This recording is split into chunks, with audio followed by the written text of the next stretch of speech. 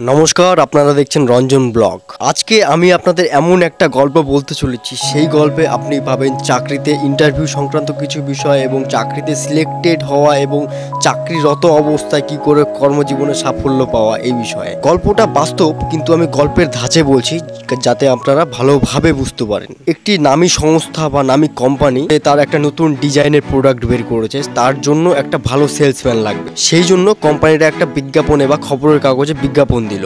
সেই বিজ্ঞাপন দেখে প্রচুর লোক, প্রচুর যুবক অ্যাপ্লাই করেছে এবং ইন্টারভিউ এসেছে। একজন অফিসার যে ইন্টারভিউটা দেখছে এবং একজন ছিল ম্যানেজার, সেই ইন্টারভিউটাকে পরিচালিত করছে।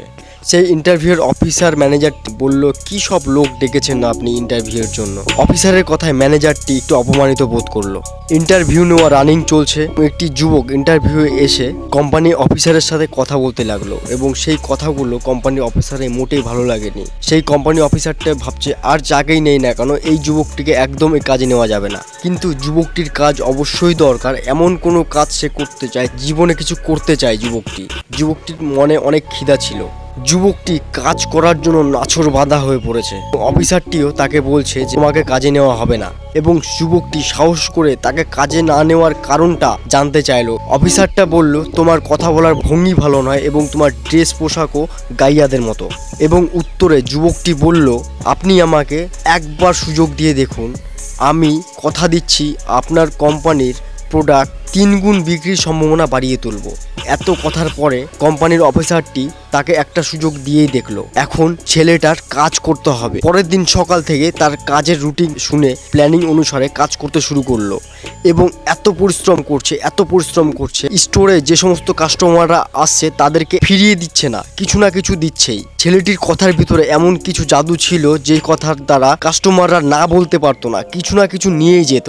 এইভাবে আস্তে আস্তে কোম্পানির সেলস 2 গুণ 3 গুণ বাড়তে শুরু করলো।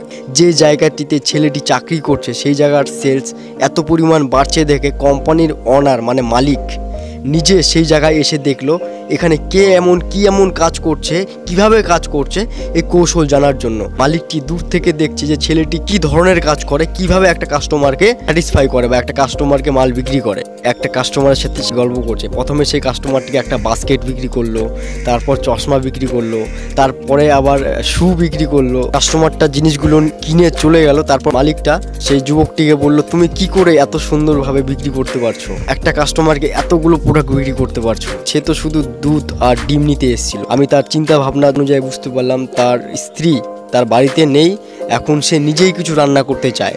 সেই অনুযায়ী তাকে আমি পিকনিকের কথা বললাম, পিকনিকে যাওয়ার জন্য একটা বাস্কেট কেনার কথা বললাম এবং পিকনিকে যাওয়ার জন্য জুতা, টুপি, সানগ্লাস কিনতে বললাম। তার মনোভাব বুঝে তার অনুযায়ী কথা বললাম। সেও পছন্দ হয়ে আমার কথা শুনে নিতে চাইলো। তাহলে এই থেকে আমরা এটাই শিক্ষা পাই যে কারো পোশাক আশাক দেখে এবং কারো কথাবার্তার ভঙ্গিমা দেখে কাউকে বিচার করা উচিত নয়।